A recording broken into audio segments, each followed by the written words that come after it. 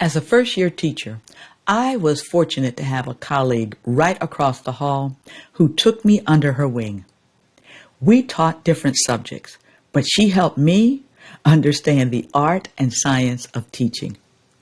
On that first overwhelming planning day, as a non-education major unsure where to begin, she stepped into my room and helped me bring order to chaos. As I worked towards certification over the next 2 years, she became more than a mentor. She was a true thought partner. I supported her leadership journey while she helped me grow as an educator.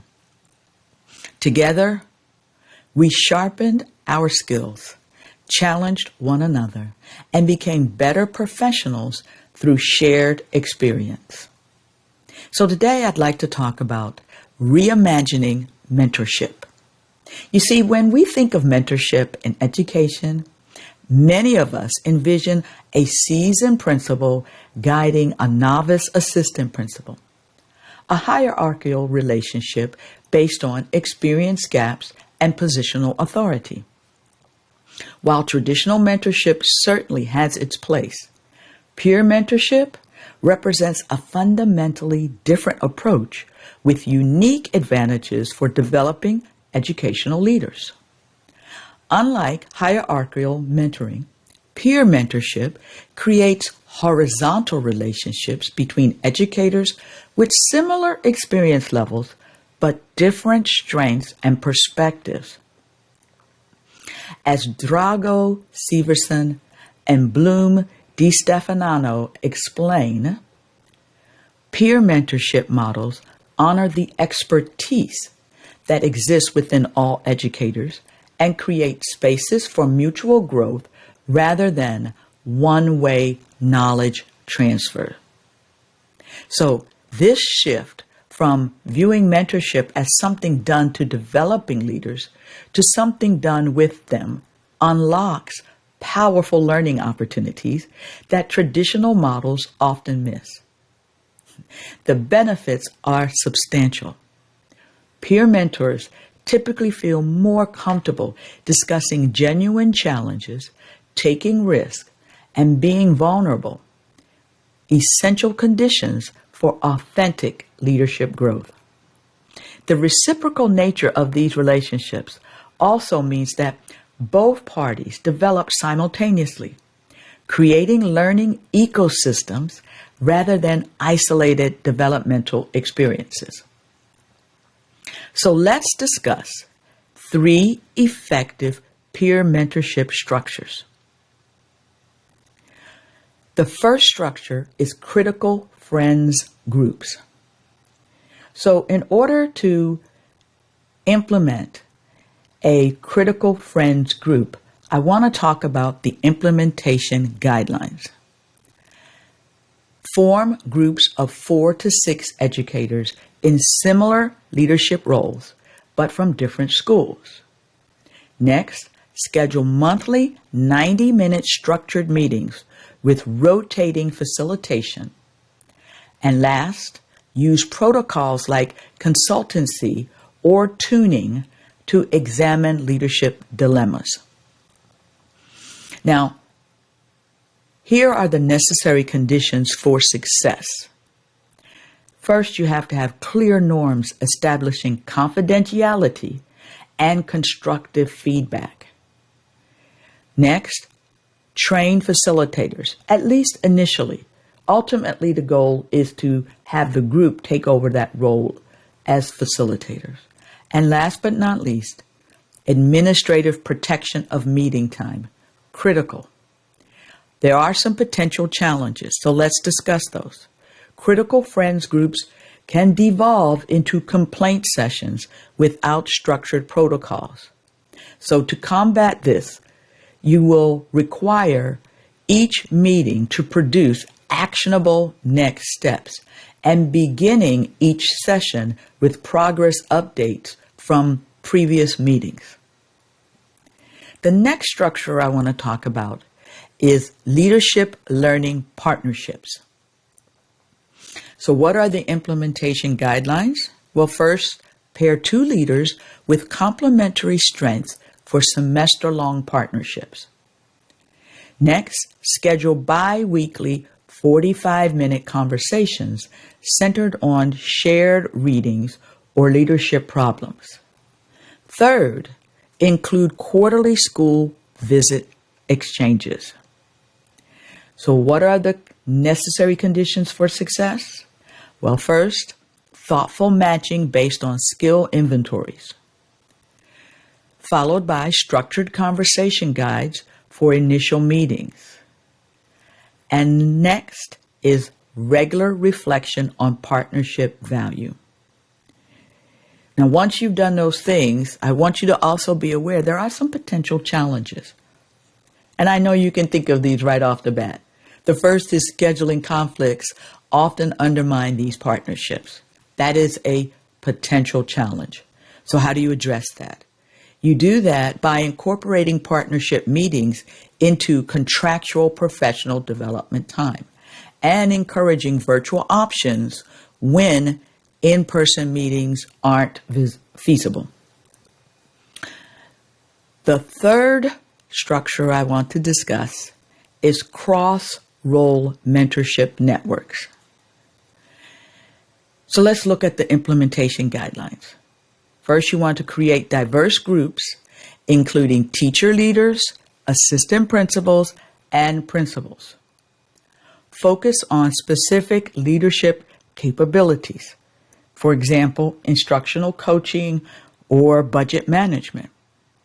And last, use case studies and live problems as learning material. So, what are the necessary conditions for success? First, deliberate flattening of hierarchies within the network.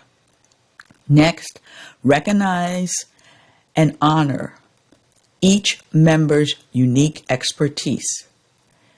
And last but not least, create an environment where everyone feels free to discuss challenges honestly without evaluation concerns. The potential challenges? Well, you know what it is. Existing power dynamics can inhibit authentic sharing. So to mitigate this, you're going to do this by establishing ground rules, explicitly acknowledging these dynamics, and potentially using off-site meeting locations to create neutral territory. So we've discussed three structures. But let's now transition and talk about integrating peer mentorship into comprehensive leadership development. You see, peer mentorship works best not as a standalone initiative, but as a complementary component of comprehensive leadership development. Research by Grissom found that districts achieving the highest level of effectiveness combined structured peer mentorship with formal coursework, supervised practicum experiences, and individualized coaching. Peer mentorship strengthens these other components by providing safe spaces to practice skills learned in formal training, creating support systems that sustain momentum between coaching sessions, offering real-time problem-solving support during practicum experiences. So when thoughtfully integrated, peer mentorship is the relational connective tissue that helps leaders internalize and apply learning from other development activities. Now, I know you're wondering, is there any evidence that supports the effectiveness of peer mentorship? Well, I'm so glad you asked that question because there is evidence. So let's talk about the evidence for peer mentorship. The research supporting peer mentorship is very compelling. A longitudinal study of school leaders by Thezian and Clayton found that administrators practicing in structured peer mentorship reported, first, 42% higher self-efficacy scores. Next, greater job satisfaction and reduced burnout. And last but not least, increased leadership longevity compared to non-mentored peers. Perhaps, though, the most importantly, these benefits extended beyond individual growth to organizational impact, with mentored leaders implementing new initiatives more successfully and distributing leadership more effectively within their schools. So now that you've seen the evidence and we've talked about the structures, let's talk about taking action and the next steps for administrators. If you're ready to harness the power of peer mentorship in your district's leadership development efforts, consider these 6 practical steps. First, audit existing mentorship structures and identify gaps between traditional and peer approaches. Next, survey current and emerging leaders about their mentorship needs and preferences. Followed by, start small with one well-designed structure before expanding. The fourth is provide explicit training in practical peer mentorship skills. Protect time for these relationships by integrating them into existing schedules is number 5. And last but not least, celebrate and share mentorship successes to build momentum. Remember that effective peer mentorship isn't accidental. It requires intentional design, ongoing support, and a genuine belief in the expertise that exists within your educational community. Former British Prime Minister Benjamin Disraeli said, "The greatest good you can do for another is not just to share your riches, but to reveal to him or her his or her own." What peer mentorship structures might best serve your leadership development needs right now? Well, the answer to that question could be the first step toward transforming how leadership grows within your district.